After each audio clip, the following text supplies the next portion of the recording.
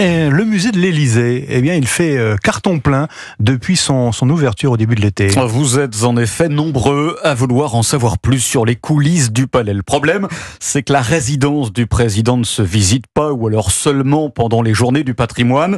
Le musée ouvert cette semaine a donc pour but d'y remédier. C'est pour l'instant totalement gratuit. Le reportage de Théo Grévin.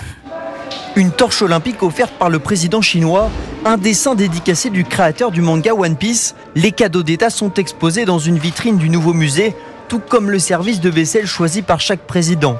L'Élysée, comme si on y était, c'est la promesse de Yannick Desbois, directeur général des services de l'Élysée. Ça nous permet de lutter contre la frustration de la personne qui se présente en dehors des 5 jours par an où on reçoit du public. Il verra rien du palais de l'Élysée. Là maintenant, il peut juste se retourner et avoir une vraie expérience élyséenne. 600 mètres carrés de parcours immersif avec comme point d'orgue un bureau à la valeur inestimable. Le bureau du président de Gaulle, celui sur lequel il a signé la Constitution en 1958. Appareil photo à la main, les premiers visiteurs sont émerveillés. C'est émouvant de voir cet objet, de pouvoir quasiment le toucher. C'est très classe. Le musée prévoit d'accueillir jusqu'à 150 000 visiteurs par an.